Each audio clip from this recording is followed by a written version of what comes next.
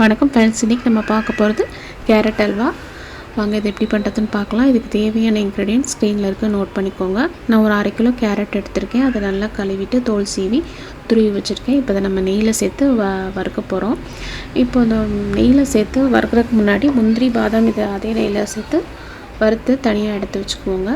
இப்போ அந்த நெய்யில் நம்ம துருவின கேரட்டையும் சேர்த்து கைவிடாமல் ஒரு 5லேருந்து 6 நிமிஷம் பக்கம் வதக்கிக்கலாம். துருவின கேரட் எனக்கு ஒரு 3.5 கப் கிடச்சிதுங்க. இதை இப்போ நம்ம நெய்யில் சேர்த்து ஒரு 5லேருந்து 6 நிமிஷம் பக்கம் கைவிடாமல் இந்த மாதிரி கிளறி விட்டுக்கிட்டே இருப்போம். ஒரு 6 நிமிஷத்துக்கு அப்புறம் கொஞ்சம் சுருங்கின மாதிரி இருக்கும். இப்போ இதில் நம்ம 1.5 கப் பால் சேர்த்துக்கிறேன்.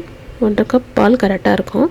நல்லா கேரட் இதில் முங்குற அளவுக்கு இருக்கும், கரெக்டாக இருக்கும். இது காய்ச்சின பால் தான். இப்போ இதில் சேர்த்து நல்லா வேக விடுவோம். இது ஒரு 10 நிமிஷம் ஆகும், 10 மினிட்ஸ் ஆகும். ஃப்ளேம் வந்து மீடியம் ஃப்ளேமில் இருக்கட்டும். நல்லா இதில் கேரட் நல்லா குக் ஆகணும்.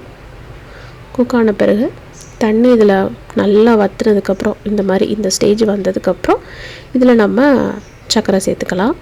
சர்க்கரை வந்து ஒரு 1/2 கப் சேர்த்துருக்கேன். 1/2 கப் கரெக்டாக இருக்குது. இன்னும் கொஞ்சம் தித்திப்பு அதிகமாக வேணுன்ற பட்சத்தில் மட்டும் 1/4 கப் எக்ஸ்ட்ரா சேர்த்துக்கோங்க, கரெக்டாக இருக்கும். உங்களோட சுகர் லெவலை பொறுத்து சேர்த்துக்கோங்க. இப்போ சர்க்கரை சேர்த்ததுக்கப்புறம் நல்லா எல்லா பக்கமும் மிக்ஸ் பண்ணி விட்டுட்டு ஃப்ளேம் வந்து லோ ஃப்ளேமில் இருக்கட்டும். சேர்த்ததுக்கப்புறம் நல்லா மிக்ஸ் பண்ணி விடுங்க. இப்போ இதுலேருந்து கொஞ்சம் தண்ணி விட்ட மாதிரி இருக்கும். இந்த தண்ணியெல்லாம் வற்றுற வரைக்கும் இதில் குக் ஆகட்டும். ஃப்ளேம் வந்து மீடியம் ஃப்ளேம் வந்து லோ ஃப்ளேமில் வரைக்கும் சேஞ்ச் பண்ணிக்கோங்க. இந்த மாதிரி நல்லா கொஞ்சம் தண்ணி வற்றிடுச்சு. இப்போ இதில் ஒரு பிஞ்ச் ஆஃப் சால்ட் மட்டும் சேர்த்துக்கிறேன். இது ஆப்ஷனல் தான். இது கொஞ்சம் டேஸ்ட்டை என்ஹான்ஸ் பண்ணி கொடுக்கும், அதுக்காக சேர்த்துருக்கேன்.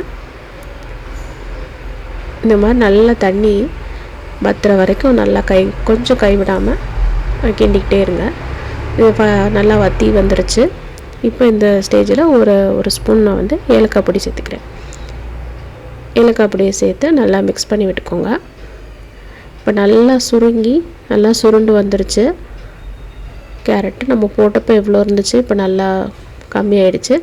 ஃபைனலாக இதில் ஒரு 2 டேபிள் ஸ்பூன் நெய் விட்டுக்கோங்க. நெய் விட்டு நல்லா மிக்ஸ் பண்ணி விட்டுருங்க. கீழே அடி பிடிச்சிரும் இந்த ஸ்டேஜில், அதனால் கைவிடாமல் கிண்டிக்கிட்டே இருங்க. ஃபைனலாக இதில் வறுத்து வச்சுருந்த முந்திரி பாதாமை சேர்த்து மிக்ஸ் பண்ணி விட்டுக்கோங்க. அவ்வளோதாங்க. இப்போ நல்லா வற்றி சுருண்டு வந்துடுச்சு. ஃபைனலாக கேரட் அல்வா ரெடி ஆயிடுச்சு. இது ரொம்ப எம்மியாக இருக்கும். வீட்டில் ட்ரை பண்ணி பாருங்கள். எப்படி வந்துச்சுன்னு கமெண்ட் பண்ணுங்கள். மறக்காமல் சப்ஸ்கிரைப் பண்ணுங்கள். இதை சூடாக சாப்பிட்டா நல்லாயிருக்கும்.